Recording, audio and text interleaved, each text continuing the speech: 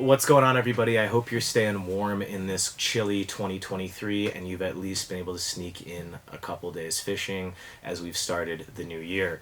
I just got back from a saltwater fishing trip in Louisiana for redfish, so I just wanted to fill you guys in on that. And I wanted to make this video as sort of a how to prepare for a saltwater trip or a destination saltwater trip. I'm no stranger to saltwater fly fishing. I mean, I lived in Costa Rica for like a year. I've caught baby tarpon in Mexico. I fished in Hawaii, California. I'm from the East Coast. My grandparents lived on Long Island, so I fished Montauk, the North Shore, Florida. I've redfished, caught sea trout down there. So I've done a bunch of it. And these are things that have always helped me when I've traveled to fish. So jumping right into it, I think the most important thing that you can do before you travel to fish is prepare mentally. Your mindset, right up here. And that's really going to make or break any sort of destination trip. What I mean by mindset is just being realistic with your expectations and kind of rolling with the punches. You know, saltwater fishing is not trout fishing, and things can go awry at any moment. Saltwater fishing is so heavily tied to the weather, and neither you nor I or your guide can control that. You know, the thing with saltwater fish is that they live in the ocean, and the ocean is big, and they can move from place to place. Unlike trout, or if you river fish for like smallmouth bass or whatever, they're confined in between the banks of the river. There's not too much movement going on there. I recently, on this trip to Louisiana, we were supposed to fish for 3 days, but the weather didn't let that happen. We got one full day in. The second day we got out there, things went sideways. The wind was double what they projected it to be. We were in a small boat and we had to get out of there. Combine all that stuff together on top of dirty water and the fish just kind of sulking around. I had 2 shots at redfish during the whole trip. I got a redfish. Life was great, and I had one of the greatest saltwater trips that I've had. I got to hang out with a couple of my buddies, eat really good food, catch a redfish, and the trip was a huge success just because I had mentally prepared, before I went down there. When you're planning a saltwater trip, I think it's best to, rather than look at the day-to-day, to just look at the trip as a whole. On top of that, just setting goals for yourself, catching a new species, learning a new skill, learning how to read water, learning how to spot fish, learning how to fish from a skiff, learning how to fish from a center console. These are all things that you can walk away with your first saltwater experience from that are going to make you a better angler on your next trip. So before I went down to Louisiana, I had told myself the trip would just be an absolute success if I landed one redfish in the 3 days that I was down there. And guess what happened? I landed one redfish in the 3 days I was down there. Great success.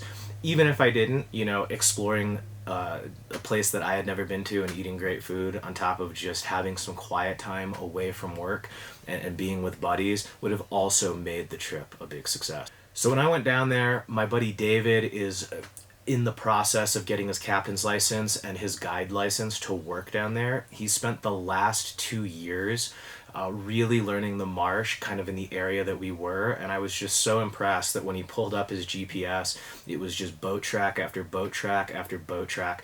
When David gets that stuff together, I'll make sure to link information to his website in case you want to go out with him, but for the time being, he's still working toward those permits.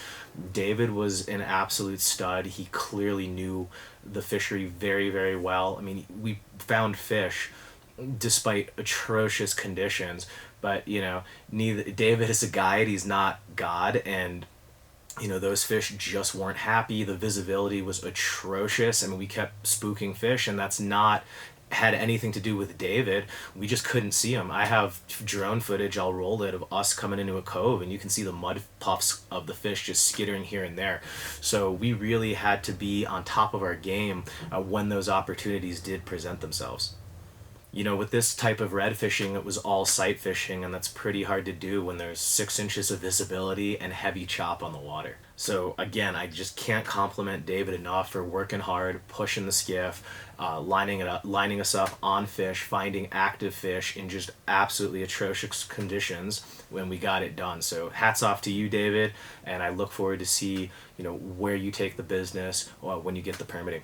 So the first day was our only day with decent conditions, so we're coming off the bench cold.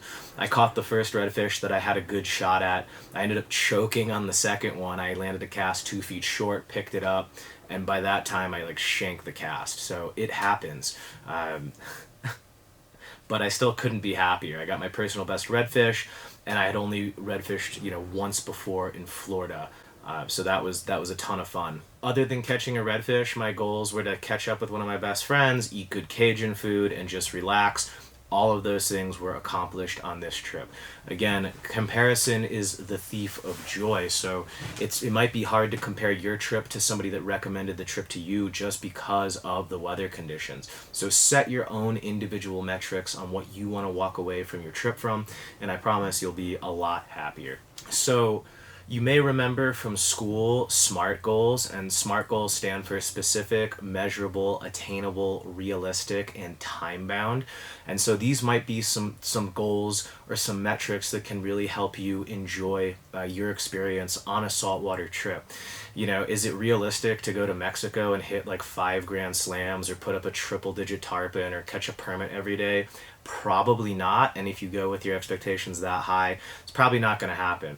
For a lot of you, and for me as well, I don't saltwater fish all the time.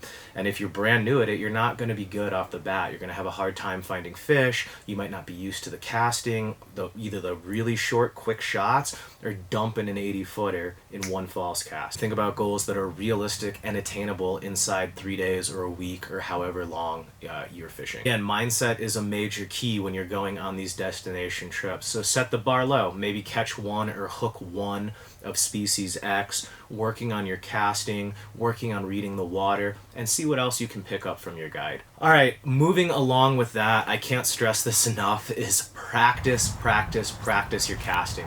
Before I went down, I haven't thrown a 9-weight in a couple months. Actually, I did it when I was in California. I got to do a little bit of striped bass fishing, but getting the 9-weight out, working on short shots like David had told me to practice, ended up paying their dividends.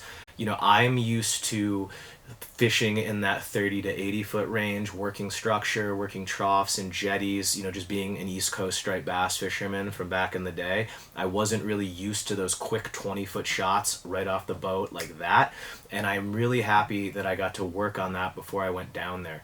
If you've never fished an 8-weight all day, if you've never fished a 10-weight all day, you want to start to build that muscle memory before you get down there. It's totally different than throwing a 4 and a 5-weight around all day. It's a heavier rod, you're double hauling, and if you don't know how to double haul, you should absolutely learn that, because when you're saltwater fishing, guess what? The wind is going to be there, and a double haul will quickly become your best friend. When you're packing for your saltwater trip, of course, you're probably going to bring, especially if it's warmer weather, your sun hoodies, flip-flops, quick dry pants. But something you really should consider, or maybe something like a light base layer or a light layer, but you bring your rain gear. So make sure to bring a rain jacket and rain pants. If you find yourself spending a lot of time in boats, I highly recommend a bib. I'll probably make a video on that, but I've definitely joined the bib revolution. Orvis just dropped their new bib. Sims is what I wear. I love their CX bib. I think Patagonia has a bib, but it's basically kind of like waterproof overalls. You can slip in and out of them pretty quick when the weather turns, but we can talk about that in another video. But make sure you have proper rain gear. It can really save your trip. Or if that chop comes up and you have to make a run and you're getting sprayed and the temperature dips, you're going to be incredibly uncomfortable. So on top of all of your sun protective stuff, don't forget to bring your rain gear. One thing that should get brought up is when you're doing a saltwater trip, what kind of boat are you fishing with? I fished out of center console boats where both anglers can fly fish at the same time. If you're going to be fishing in a skiff, one person is fishing at a time. Luckily I went down there with like one of my best friends. There was no actual communication. It was just all mental. We both wanted to see each other succeed, and it worked out great. Just from fishing with my buddy John for so long, we're a really good team. If you're going to a new fishery and you don't know, your partner in the boat, you might want to create a game plan, because you don't want to be a bow hog, and you certainly don't want to fish with a bow hog. So whether that's switching off every 30 minutes, an hour, every fish that you hook, you know, whatever, communication is key, and it's going to make your time in the boat so much smoother. So I can't stress that one enough, is come up with a plan for sharing the bow of the boat before you go out for the day, so everyone is on the same page. And then, you know, preparing for the trip, just enjoying your surroundings, maybe being in a new place. Again, things can get crazy, weather can change, the fish might not behave, but there's probably worse places to be than like a beach in Mexico. Or, you know, I was in the middle of nowhere in a swamp, but the food was great and it was quiet, which is something I'm not used to. So really just try to enjoy the trip as a whole, enjoy the destination, enjoy the experience. There's so many things that you can't control, and tying it all together, the one thing you can control is your mindset. So I hope you enjoyed this video. If you're going on a saltwater trip this season, let me know in the comments down below. I'd love to hear about it. And once again, thank you so much everybody for checking out the videos. I'm gonna keep this hustle, keep this grind, as the kids say, and try to get more content out your way. But again, fabulous time in Louisiana. Huge shout out to my buddy David, and I'll see you guys on the next video. One love.